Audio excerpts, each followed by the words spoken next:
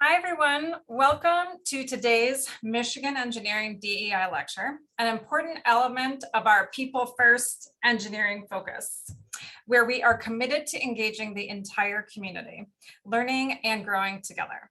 I'm Carolyn Kuranz, an associate professor of nuclear engineering and radiological sciences. It is my pleasure today to introduce today's speaker for our DEI lecture series. Amy Moreno-Sherwood is a strategist, consultant, and coach who engages individuals and groups in working intercultural, in centering intercultural competence, equity, and inclusion. She has over 20 years of experience working within higher education and served as the director of inclusive culture for the College of Engineering at the University of Colorado Boulder for the past 3 years, and recently began leading the college's broadening opportunities through Leadership and Diversity Center. Amy is a qualified administrator of the Intercultural Development Inventory and a member of IDI faculty as well. Amy has a Bachelor of Science degree in Animal Science and a Bachelor of Arts degree in Anthropology. Also a graduate degree in Educational Leadership and Policy Studies with a social justice emphasis from Iowa State University. Amy also earned a graduate certificate in Engineering, Leadership, and Management in 2021. Please welcome Amy. Thank you so much, Carolyn. Hello, Michigan Engineering and guests. So delighted to be with you all. And I'm just going to go ahead and share my screen and have a PowerPoint up for you all, as well as I walk through this talk with you. So my talk today, really is centered on, in that title, specifically, Ready, Set, Action, strategies we can take as individuals to improve equity and inclusion in our departments. You can think of that in your programs, in committees, in groups, for example. And as Carolyn mentioned, I am coming to this talk with two very important roles that have been such excellent experience, especially engaging within the field of engineering specifically, and our college at the University of Colorado Boulder as well. So that does entail serving in an inaugural role as Director of Inclusive Culture, where I worked with staff, faculty, and administrators really around their strategic planning and DEI efforts. And most recently with the Bold Center, as Carolyn was mentioning, now I get to work directly with our students as well. And so I've connected and networked pretty broadly across the college, really around our equity, inclusion needs, strategies, and where we may be headed next too. So both of these experienced folks, they have given me really insight into practices that I've found very effective in practicing as a leader, manager, and individual contributor towards equity and inclusion efforts. And we must always ground in the context, as we're thinking of Michigan engineering specifically. While reviewing the mission, vision, and values for the college, it was really apparent to me there is a focus on people first. It's recognized as very central, right? And even the quote, "We are reimagining and reshaping what engineering can be, enabling engineers to have a positive impact on the world and build a future that will elevate all people." So I really appreciate this people first engineering focus, because it's recognized as a goal that you all need to really collectively work together. And that's something that we're doing here at CU Boulder, really fine tuning and focusing on how can we really be effective, right? How can we reflect, develop, enhance our efforts as well? So this slide specifically reflects some of the additional values described with that people first framework. Okay, so as we're seeing here, we're considering how our solutions, your design really impacts people. How might it cause harm, for example? Do you know? Also really needing to recognize, the cultural and context in which those solutions will be used as well.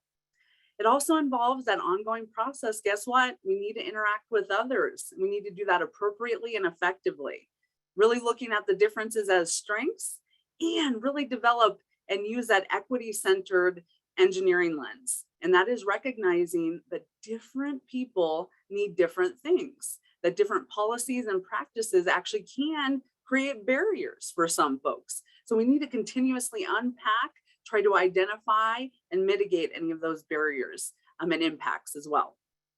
Additionally, I really want to emphasize that your people first values, that focus can really drive and guide your strategic plan outcomes that you're working towards. As far as how are we engaging in our development or even dialogue with others, measuring our progress, thinking about, rewarding success and what that might mean. What might safety mean to a variety of students, staff, and faculty, for example? I'm really thinking about supporting and retaining folks that may have a variety of backgrounds and identities. And then also, do we have resources and events that support that people first effort and value as well? So let's go ahead and make sure that we spend some time really reflecting on some strategies and practices that you as an individual student, staff, faculty, and administrator can bring with you into your people first engineering goals and practice as well. So first and foremost, a common reason students, staff, and faculty reach out to me is that they want to be able to effectively articulate what diversity, equity, and inclusion means. Why is it important to prioritize this in my context or integrate it as well, right? And I want to appropriately support others, as we're engaging, interacting, and even when we do engage in that dialogue around diversity, equity, and inclusion topics, for example. So last week, 2 new leaders, one staff and one faculty leading their department's equity and inclusion committee, they actually reached out because they wanted to lead a discussion with the group that includes now new members that have just joined, and they're kind of regrouping. And they want to ensure that the entire group is aware and understanding what is DEI, why is it important to us, and where are we going? Okay, so just to give you a sense, this is a common outreach that I do get. So one practice I definitely encourage, and it has been really important in a lot of my practices as well, is I encourage you to be able to describe what equity and inclusion means in your own words, in a way that also makes sense for your context. Because oftentimes diversity, equity, and inclusion language, that can be kind of viewed as jargon. Oftentimes it is really created in an academic setting, for example, and not everyone has the same education, exposure, and experiences. And so it's really important to understand and know what equity, inclusion, and diversity means to you in a way that you can communicate it effectively to others as well, okay? I do recommend connecting with the college and campus definitions. Oftentimes those are already created, and no surprise, you all do have them available to you as well. Just making sure that you understand within the institution and your college, how are other folks defining and what is being pointed out in definitions, because each of these terms can be defined in many different ways, really depending on your context too. And just know, I oftentimes do have to share the links specifically to the web pages or strategic plans that do provide the definition. So not everyone is even aware and plugged in and connected with those resources too. Next, once you've kind of reviewed, and even up on the slide, I have the beginning of definitions that are provided within your college around equity and inclusion. So even equity, we commit to working actively to challenge and respond to bias, harassment, and discrimination, etc. And it continues on. So how might you really formulate in your own words to tell a peer, if you're a student, for example, within the classroom, faculty, how are you describing what that might mean within your learning environment? Staff, specifically, as you're thinking of recognition and motivation strategies, for example, what might that look like for different individuals, and how can your expectations actually perpetuate a bias, right? So just really reflecting and understanding that is really key, right? Practice explaining what equity and inclusion mean, really in your day-to-day within the college. Think about how does it relate to your role, right? Your experiences you've had. What might you use as far as examples to illustrate them? So, for example, I want to kind of share a little bit on how I kind of navigate that.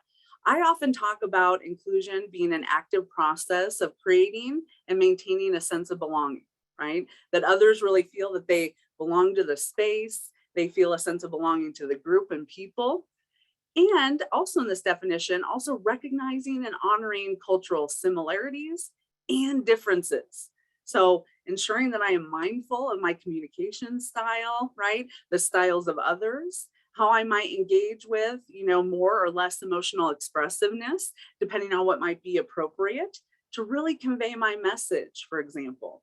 So there is a lot of practice and things to keep in mind, and think about those that you're talking with about diversity, equity, and inclusion. What might you need to do to describe it in a way that's relevant and it really meets them where they are, that they understand what you mean by diversity, equity, and inclusion. Okay, that's really critical here as well.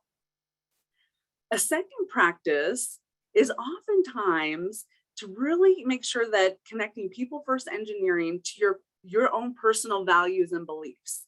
There's actually literature and research that shows that inclusive leaders can oftentimes not only speak and talk about those definitions, how it relates in their day-to-day, they're also able to describe why it's so important, and especially to them as a person, right? My own personal values of how I want to interact, engage in the world. How do they relate to our diversity, equity, and inclusion efforts, for example? So again, the outcome here is for you to really be able to share why people first engineering is important to you as an engineer, right? As a staff member, right? Questions to consider, those may include, why is it important or advantageous for me to engage as a people first engineering student, staff, and faculty member, right? And what are core values and beliefs that really relate to that collaboration that's embedded with people first, right? Solutions that work for all people, having cultural awareness, and other aspects that I previously described around people first engineering. So overall, with regards to this, these practices will likely support your individual efforts as you engage in your learning, professional development, if you're engaging in dialogues and discussions, if you are a part of really creating and maintaining a safe, supportive, and brave environment where folks can show up with their authenticity and navigate that as well, okay? So it's really critical to think about those. Let's keep going with our next strategy here. Another common theme within my work involves supporting individuals to recognize cultural dynamics, really that are at play when folks are interacting with one another, when conflict comes up and arises, when there's challenges occurring within a classroom, a meeting setting, for example, and a variety of other situations, in which people are together and interacting, right? So I really want to encourage each of us to have a practice for generating deeper cultural self and other awareness. We need to think and be able to speak and discuss in cultural terms with one another, okay? And here's an important component around even developing intercultural competence, which is oftentimes that capacity and capability to deeply shift your cultural perspective and adapt and adjust your behavior to be effective and appropriate, okay, depending on the people and setting. So that development of intercultural competence does involve gaining a more complex understanding of how we are engaging cultural diversity, okay? And it is reflected in those two areas of deeper cultural self-understanding. So are you kind of thinking about, how do I make sense of and respond to cultural differences, right? In terms of your own culturally learned perceptions, values, and practices.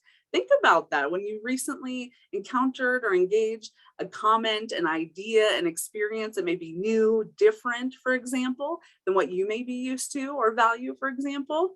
Do you understand how you're making sense of that? Do you know your important values, traditions, practices, for example, culturally? Additionally, once you can really gain that practice and start understanding even how your behaviors are supported by your culture and kind of driven, that's where you can more deeply engage with that deeper cultural other understanding. Okay, so this is that practice of understanding different ways people from various cultural groups make sense of and also respond to cultural differences and similarities. And what I really appreciate here, we have a wonderful actual definition here from anthropologist Margaret Mead. And this definition is really around a group sharing values, norms, and assumptions that guide people's behavior within a group, business, or institution. So I need to name, if you are a part of a committee, even a study group within your classroom, for example, think of even your entire college, there is culture there. Okay. And oftentimes folks have not named or recognized it necessarily. and so are not able to recognize why different behaviors and decisions might differentially impact others, for example, okay?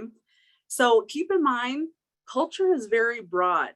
It will encompass race, ethnicity, gender, sexual orientation, education, nationality, religion, really any area where people identify and could identify as being similar or different from others, right?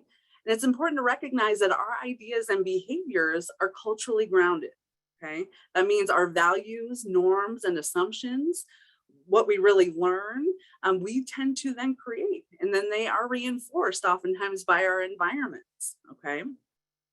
More specifically, what I love is this excellent model. Some of you may have been introduced to it and experienced before as well. So anthropologist Edward T. Hall developed the cultural iceberg model in the 1970s. And this analogy for culture is really helpful to more deeply understand what I was just introducing to everyone.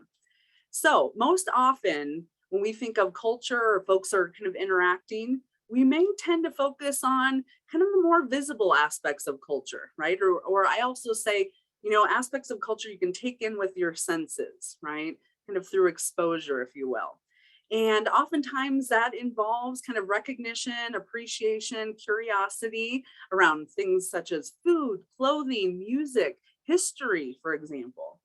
And this is oftentimes kind of in the interculturalist world referred to as objective culture, really the objects that people make and really reflect the underlying cultural norms, values, and practices, okay? And oftentimes we're not necessarily as in tune and engaging with deeper aspects of our own and other cultures. And I will let you know, if we look under the water, you know, more of that subjective culture is what it's called, that engagement and interactions with others that have commonalities and differences are very critical in this space. For you to be able to recognize, appreciate those deeper aspects of, you know, culture, like deeper in the water, for example, that does take that opportunity to get to know and interact with others, okay? Because you may be able to gain a general understanding by reading about a culture or community. You can make inferences from events or programs, maybe that you have attended. And it really is to more deeply understand, how does an individual or group, what is their value? What are the norms, right? You'll need to really be in tune and effectively interact and engage with others to understand those specific roles, right? Perceptions, beliefs, social expectations, values, and those learned behaviors that are associated with culture as well. And oftentimes, again, these are oftentimes areas that may be less visible, if you will, yet can pose a challenge for us as individuals to recognize and navigate during our interactions, right? And that is especially the case if we're not actively building our capacity to engage with those differences, to deeply understand ourselves and others in cultural terms, right? And oftentimes within the subjective culture, so as we're seeing within the iceberg, for example, really understanding how do you define and understand gender roles, for example, that's culturally learned and taught. What are you thinking, for example, is an important component. Also your concept of justice. If you engage in a conversation, likely others may have other perspectives and ideas, for example, right? Beauty ideals is another example. So these are just ways to start thinking about and unpacking our own culture, what we might value and practice, for example. And these are the areas, folks, of difference that oftentimes make a difference in terms of how people are actually experiencing the world. So as we consider the aspects of culture that are beneath that surface, in many ways, there is more complexity, right? Just like an iceberg, there's more density even under there. It's just the surface above the water, and there's so much more to understand. So it is critical that we as individuals develop, you know, to a more deeply understanding of those aspects of subjective culture, right? Understanding for ourselves, our own influences, you know, our mindset, judgments, biases we hold, right? How our decisions, you know, came to be. What drives our behavior? Why do we do the things that we do, for example? And as we improve our cultural self-understanding, we increase our capability, right, to really recognize and navigate this deeper culture with others as well. So this is a critical strategy. And I want to give you a couple of practices to aid with this as well. The first practice for generating a cultural self and other awareness practice really involves learning and applying culture general frameworks. And again, this can be academic jargon, lingo for folks that are interculturalists, for example. So think of cultural generalizations, they're really neutral. They're relative descriptions of an individual or group's preferences that might typically be shared by the majority of the people from a particular community, for example. Cultural generalizations really support our ability to really engage and have a sense of what might we be kind of trying to observe or experience. How might we want to be in tune with what values might be at play, what may be driving others' behaviors, for example. So think of culture general frameworks really as cultural patterns you're likely to see amongst a group or with an individual. So patterns, right? Patterns that you're observing. So some of the examples of culture general framework, you may be familiar and have engaged a little bit, and I would encourage you to go deeper to be able to more deeply understand and apply these as well. But here's some examples: individualism and collectivism, right? So culturally, is it a value for you to really focus on your own goals, right? Your own priorities, have a sense of even your immediate family and focus? Might it be more collectivist, where it's more focused on really the goals of the group, that I'm not doing well unless we're considering everyone, for example, that we're doing this collectively in a sense. So those may be some that continue to consider. The other, now think of these as continua. It may be, as we think on one end of a continua, equality, the other is hierarchy. So some of us have really within our cultures have learned to value more of a hierarchical structure. And you might find that even within certain groups, classrooms, colleges, for example, that may demonstrate more of that value and approach, for example, right? For example, as you view and think about how organizational charts might come to be, for example. On that other end, it might be more equality focused, right? As you think of more flattened organizations that may not necessarily focus specifically on titles and really are considering folks, kind of more in that equality space of being able to share ideas, vote to make decisions, for example, on behalf of the college, so thinking about that, again, equality versus hierarchy. The other one that I navigate quite a bit, think of monochronic and polychronic. And this has to do oftentimes with time, but there's a bit more embedded in that, right?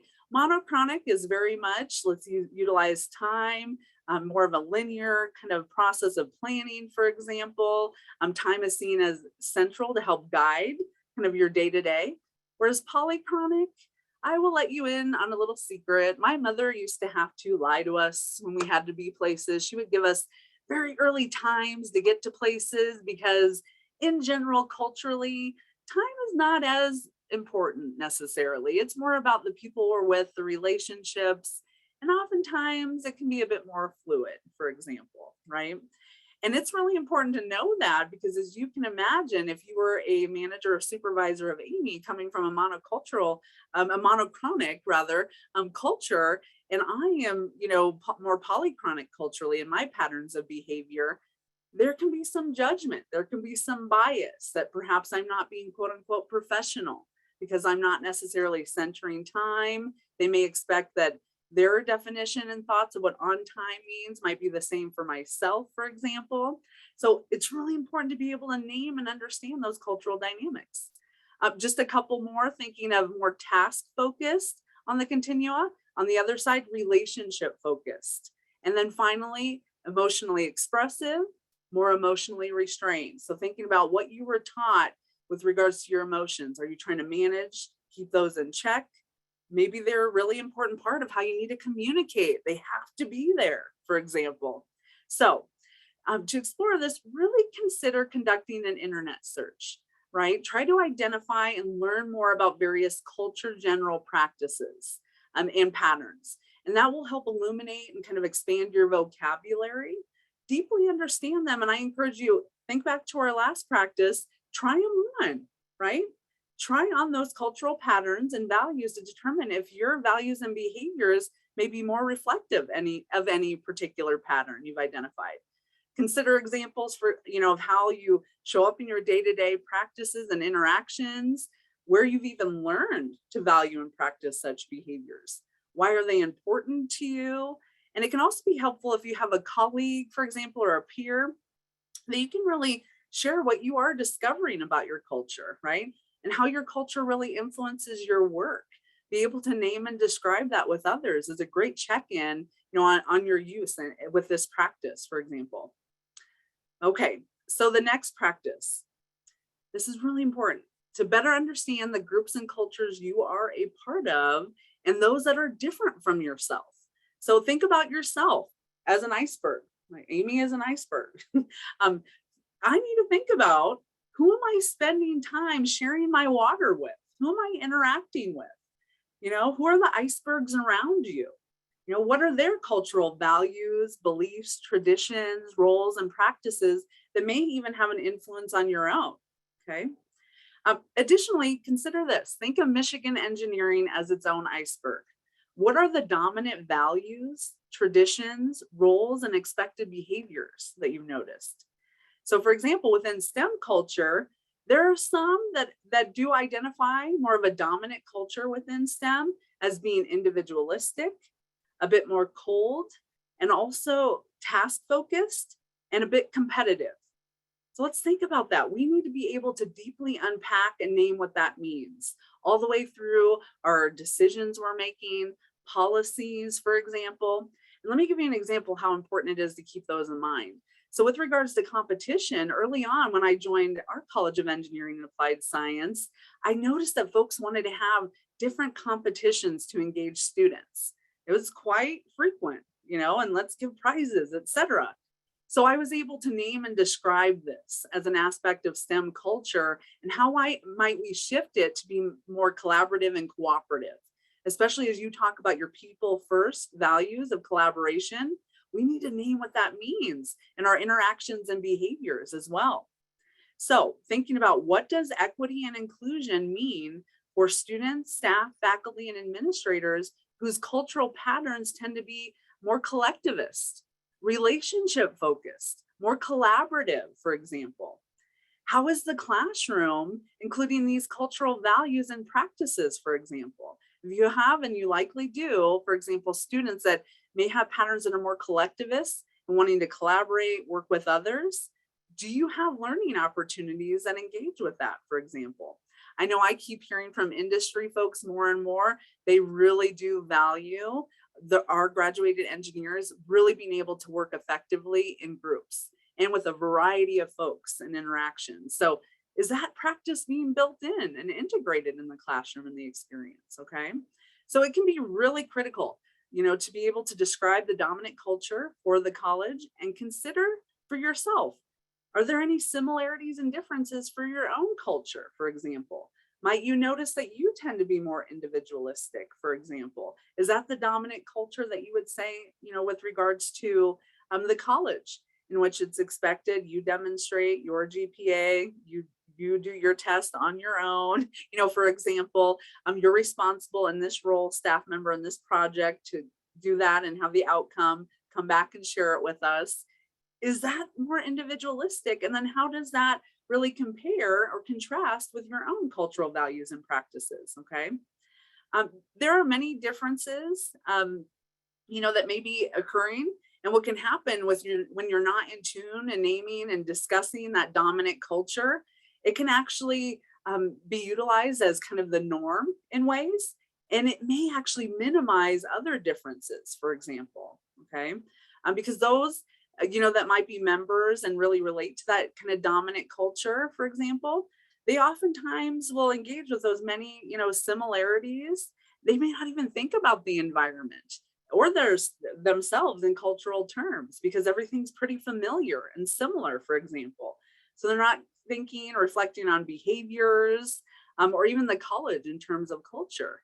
And then those that have many differences, for example, if you think about underrepresented, marginalized, underserved, individuals, communities, for example, within that dominant culture, there may be practices where they themselves are minimizing their own differences, right? To be successful, to fit in, This is what seems to be rewarded and what's role modeled, for example, from our faculty, from our staff, administrators, for example. So some of those differences folks are minimizing, not necessarily bringing to the college.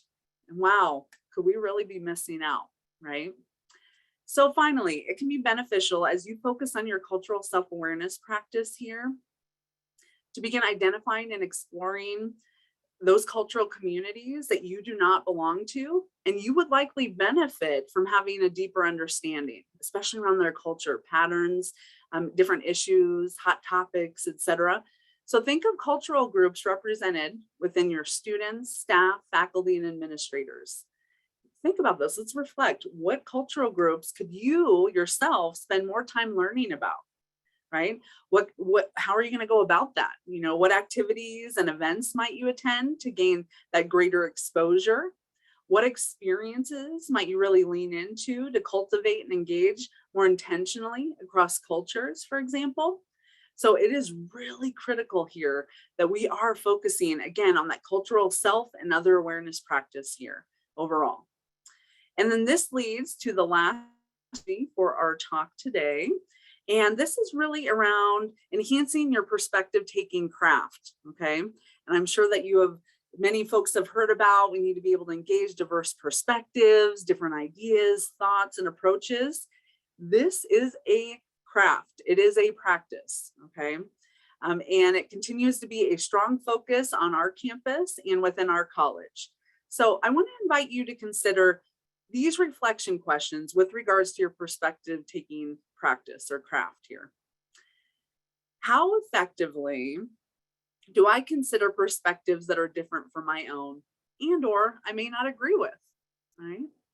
What strategies do I use to explore ideas, perspectives, and experiences that are new to me and or that I may not agree with? In what ways can I minimize my judgment and centering my own perspective only while engaging with others? And here's the twist, folks. Now I would invite you to ask others how they would respond to those questions regarding your effectiveness, especially those that do have very different perspectives and backgrounds. What would they say to your effectiveness in considering perspectives, right? Especially those you don't agree with. What would they say about some of those strategies you use to explore those further using curiosity? How would they say that you minimize, right, or really address your judgment that may come up? So that's a really important practice to be mindful of both self and getting that feedback, okay? Because sometimes we enable our defenses to go up and we're not intentional in our perspective taking craft. So there are 3 practices that I want to offer you. And then that first one does involve practicing as well. So are you able to practice and engage in discussions and gain that feedback, right, from students, staff, and faculty that you engage with frequently to better understand, you know, your own inclusion and how you might be addressing any equity needs and challenges, okay? And it's important to keep in mind during this practice that curiosity and judgment cannot occupy the same space, right? So you need to check in with yourself. Are you noticing if you're becoming judgmental, right? Are you leaning in and being curious as to why someone might be sharing or believing what they are stating in your discussion?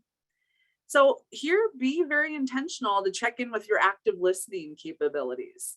Are you able to describe what others are saying, you know, in your own words, for example? Might you be able to recognize that others may be experiencing the same environment, classroom, meeting, and interactions with others very differently from yourself, right? And that both are true, right? So consider getting some feedback from others as to how well you are engaging with differing perspectives. Now, I'm excited about the second practice too. It involves taking an audit of your go-to people and support system. Here, I would recommend identifying the top 10 people you go to for advice, help, problem solving, support, etc. Consider these folks as those icebergs I was talking about, right? Who you're sharing water with often, you know, and thinking about, you know, again, who are those go-to? Next, I want you to take some time to audit their various cultural identities.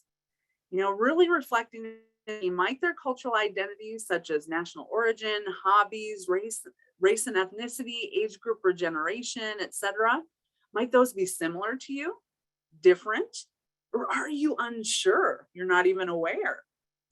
And you can spend some time really reflecting on how you know these aspects of your go-to people. How did you come to know this and find that out, right? Did you engage in discussions or have experiences, and attend events, for example, that enabled you to know that?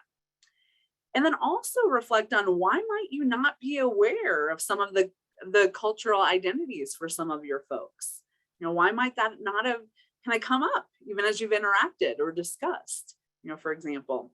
And are those aspects that you're unsure of? How in tune are you with your own cultural self-awareness practice around those identities? Because that may also indicate that you've not necessarily leaned in and explored that aspect for yourself as well. Okay. Next, I want to invite you, notice the trends as you're doing this audit. Do you have many that you're unsure about? Do you have many that are similar? How about different, for example? And might there be implications for you? Might this indicate a need to expand your network? Because keep in mind, these folks often can have an influence on your decision-making, right? And your actions. So are there major cultural identities and perspectives missing for you that you might need to explore further? And so I definitely encourage you to take that time to really explore and audit what are your go-to cultural perspectives. And finally, another important practice is considering what I will oftentimes refer to as the emotional bank account. I think I picked up on this oftentimes with a lot of the emotional intelligence work that I've done in the past. So this involves considering, how your behaviors and interactions with others, how they're experiencing them, right? And you can consider a specific moment or interaction and think about whether or not the other person would consider your behaviors as depositing positively, think effectively and appropriately to their emotional bank account, or might you be withdrawing, for example, by interrupting them when they are culturally more of a turn-taking communicator rather than a cross-talker culturally, not using their gender pronouns appropriately or effectively, engaging in ineffective criticism and or judgment, and on, right? So really, this is an important way to indicate whether you are building and maintaining relationships that are more inclusive and equitable of others, right? And reflect and think about, might there be individuals within the college, whether it's your peers and others, that might view and kind of think, what, right now between you and I, the emotional bank account is in the negative, right? That our interactions consistently can take away and negatively impact me. And so that's why it's really important to be able to shift your perspective. You may think an action and behavior is very effective and appropriate. How is that being experienced by others? Really taking that into account.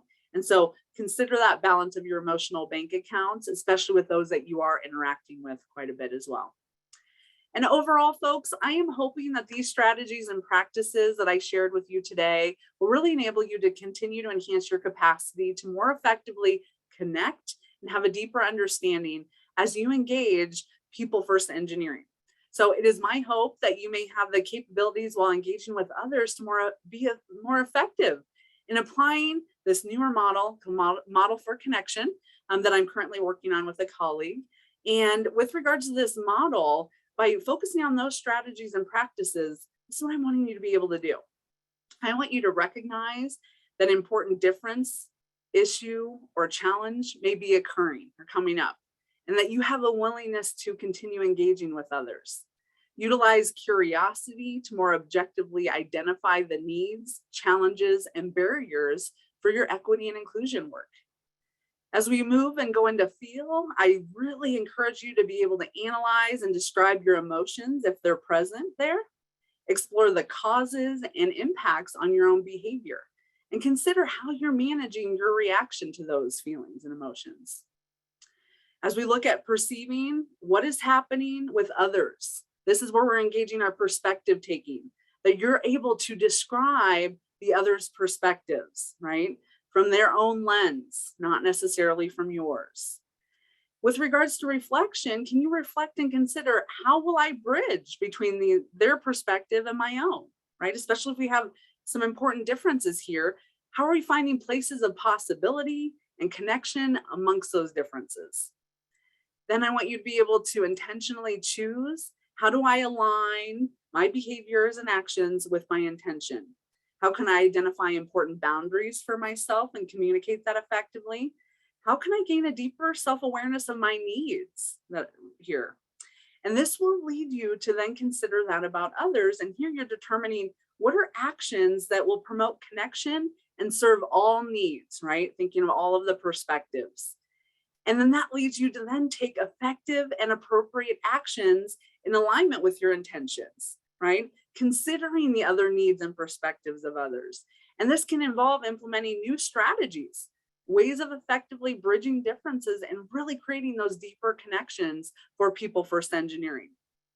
And with that, I want to go ahead and move into our question and comment period. And so I'm going to go ahead and stop sharing my screen. Thank you all so much for tuning in and being so engaged during this time. So let me stop share and I will go ahead and engage our moderators to help us with the questions. Thank you. Thank you, Amy. That was excellent, very informative. And now we turn to our Q&A session. And so you'll notice a little Q&A chat. We've got some questions in there. So please use that. I have a couple questions for Amy to get us warmed up. And I'll start with, can we promote equality without pointing out that we are different from each other and just treat people with kindness? Thank you so much, Carolyn, for that first question. Let's think back to that strategy when I was talking about that cultural self and other awareness. And I think this is really critical and important. What's embedded within that question for me is that idea and practice of minimizing differences. That I want to focus on what we have in common, right? That can feel, more comfortable, right? To be able to engage, we might see more value in that.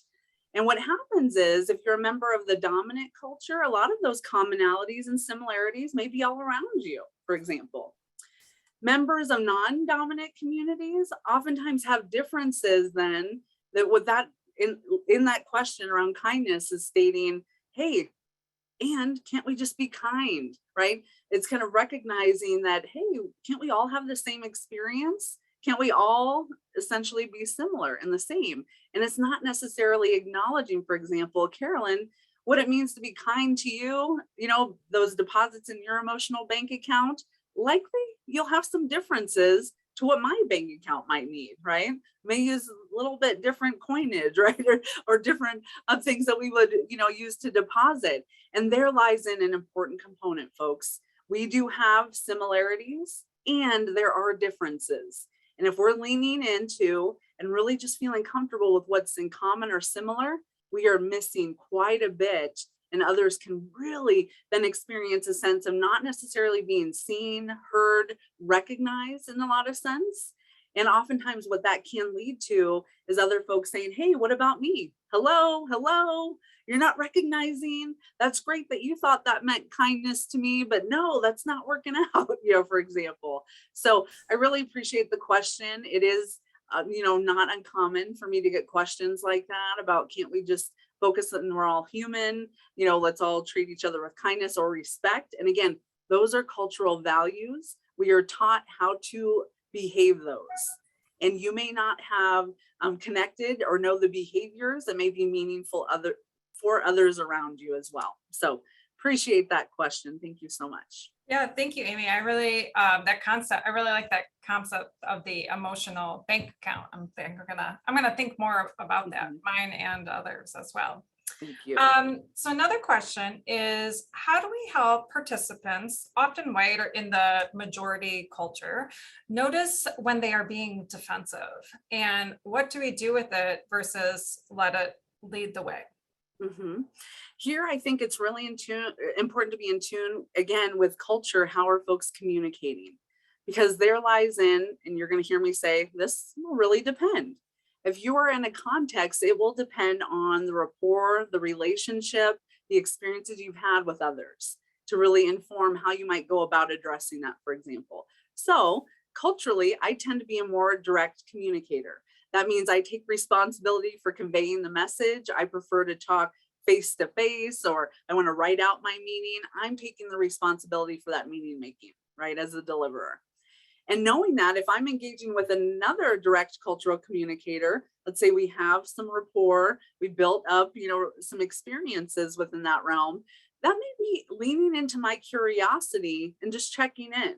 And I think it's really important here to name and own your own assumptions and perspectives while doing so, right? So I may say, Carolyn, let me know. I'm just kind of curious. How you doing right now? How you feeling about this? I'm just kind of picking up and sensing that there may be something kind of getting in the way, right? There's something there that we may need to unpack a little bit, right? How you doing? What are you thinking? Now, here's an important key, folks. Let's say that Carolyn's actually an indirect cultural communicator. And this is why it's so important to be able to recognize and engage around that. Carolyn may respond and say, well, I prefer sunny days. And have you noticed how it's been kind of a thunderstorm lately? I felt like the thunder's been so loud, you couldn't even hear me in a lot of, times, with that thunder being really loud, and I just want it to be sunny. And yeah, that thunder is happening. And if you're not having that experience, right, and in tune with indirect cultural communicators, and I'm just kind of going with my own perspective, like, what are you talking about, Carolyn? The weather? No, I'm asking, how are you? Tell me, right? Just like if you would ask me to say, hey, Amy, do you want to go skiing in the mountains? And if I'm indirect, I might be wanting to save face, make sure that we're maintaining the relationship. And so, oh, sure, yeah, I want to go. Yeah. Here's the thing, folks. You have to pay attention. Body language, everything but the words I might be saying, what you know about me, for example. And so it really will depend, folks. And that's what I mean by we need to understand ourselves culturally and those that we're engaging with so that we can effectively communicate when we are picking up on or interpreting defensiveness. Because keep in mind, from the other person's perspective, they may not necessarily recognize that. Nope, I'm just sharing my opinion. That's my point. Nope, I'm not defensive. This is what I think, right? And so you need to anticipate and be able to do that dance with those differences. So thank you, Carolyn. Appreciate that. Yeah. So that's great. And another question just came in through the Q&A that I think really ties to what you're saying, and also this bank account concept. So how do we create a space where we can have these necessary and very authentic conversations, especially when we're so overloaded and have all, everyone has a deadline, and we got to do our work. So how are you able to do that, or how should we do that? There are many ways that you might go about it. Everything from, let's think that you're a leadership team, right? Or a group that you have ongoing meetings, for example. I've seen a really great practice, and I really do think it is important to spend some time kind of norming around the culture, the interactions you're trying to cultivate with one another. I think that's an important part of the conversation and kind of setting up as a group is forming. So even some of those, theoretical frameworks about, storming, norming, performing, on that component, know your norms. And what I've seen is actually leaders that on the agendas, for example, at the very bottom, they will have those norms for every single meeting that they've decided on together, that this is how we want the environment and feelings to be as we're coming together, right? So some of those common norms might be that I'm going to speak from my own perspective, right? And not speak on behalf of an entire group or community, or I'm not going to ask questions of you and expect you to speak on behalf of an entire group or community, for example. And so those norms can really help with that kind of self-governance, to where at any point, all of a sudden, Carolyn, who might be a direct cultural communicator, might say, Amy, I just wanted to let you know, as we were interacting, I kind of felt like you were asking me to speak on behalf of all of the faculty in my group, in that. And I just wanted to check in because, as I was thinking back to our norms, I was wondering, why am I feeling, kind of uncomfortable doing that, and we had agreed upon and actually stated that we would not ask that of one another. And so I just wanted to share that feedback. What are your thoughts, for example? So that may be kind of a place and space. Recently, I've had another one of our professional student societies that also engaged in a dialogue around a recent podcast, for example. And during that, they did not necessarily put in the time and effort to set up the norms. So if you're engaging a group in a dialogue, for example, you need to consider and think about, again, the time you've spent together, the relationship you've built, even the timing as well. And here's one of the major faux pas that can kind of come up, and I just want to kind of name. So from one of the great authors, Ijoma Alua, there's a great book, So You Want to Talk About Race. I definitely encourage it. And in the back, there's actually some norms, right, or recommended guidelines for engaging groups and talking about race. And here's how you have to think about folks differentially. In those guidelines, for example, if you're going to engage, it is important that you are checking in even beforehand, even a part of your design of what this dialogue could be, with participants, especially those that may be part of marginalized, right, underrepresented communities, to say, hey, this is what we're thinking, our idea, is this something you'd be interested in participating in with this group? And or how can we design and create this space so you can feel supported, acknowledge and recognize? What do you need from me as the facilitator, for example? So there's even a lot of prep work, even in your design of how you bring a group together as well. And then finally, I would say, folks, we need to get comfortable with being uncomfortable. There are going to be others that are going to share comments, ideas, judgments, perspectives that you may completely disagree with. Some may even label with various, that would be you're so racist, for example. Here's the thing.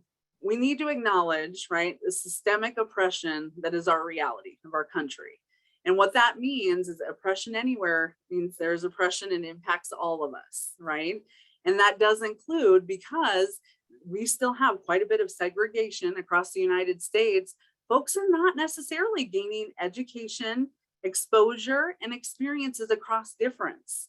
And this is where I have to really lean into my empathy skills and understanding to meet folks developmentally where they are, to acknowledge and recognize. Of course, you're going to, question or be uncertain about, that specific, idea. You are going to make judgments, right? Where is that coming from? Try to separate it from the person to go back to the systemic and structural issues that likely have led to that.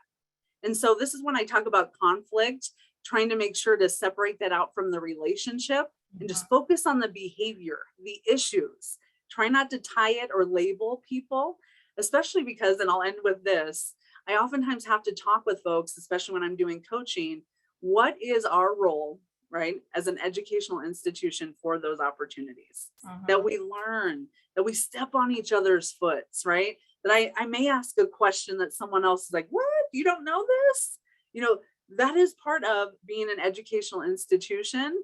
And I think that is an important oftentimes when I'm engaging with folks that are really being critical and judgmental and placing it on the people specifically. And we need to be able to address those broader issues. So thank you for that question too. Yeah, I love that idea of getting comfortable with feeling uncomfortable, right? Because learning is the most uncomfortable thing we do, right? And so we have to really definitely lean into that. And I have a good friend who says, we have safe spaces, but we also have brave spaces that we really need to lean into and be comfortable sharing these vulnerabilities. And it's hard. So let's see. A couple more questions came in. So I often hear engineers describe that DEI matters because it makes the work better. And we can't just do it because it's the right thing. But I worry that this perpetuates the idea that equity only matters because someone, the marginalized, can produce something to benefit others, the privileged. How do we address that tension? And I think that's especially notable being at a college of engineering, where we're literally trying to create things and new ideas to help people. I think that kind of goes back, and I'm going to start first and foremost by that cultural self and other awareness. Do you have a sense and deeply understand if you might be considered a part of the dominant culture and why? And this is something I oftentimes have to unpack, just so you know as well, Carolyn. Folks might say engineering or STEM, they may utilize specific identities and say, you know what, the dominant culture, that's what I'm labeling, it's so white, heterosexual, male dominated. Here's the thing, we need to go deeper though. What are the dominant norms, those values, the expected behaviors?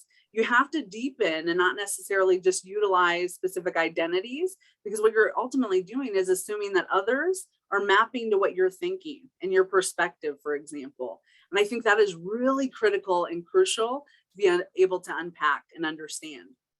So what's related to this, I'll go back to even a discussion or dialogue recently that someone came up to. There was a perspective that was thinking about, hey, if we're going to unpack and talk about, a specific community, for example, so Black and African American communities, we need to have a facilitator who has that identity. That's someone's perspective and expectation. So to this question's point, Carolyn, what are the implications of that? That we're saying that folks are going to have to be the ones that hold the identity, need to be the ones that are teaching, that are facilitating, putting themselves out there to be vulnerable, to engage with others that maybe have not had this education exposure experiences, for example, and that they are responsible for kind of shifting and leading the way, for example. So it can show up in those expectations and dynamics, for example, right? Even around the solutions that we're using.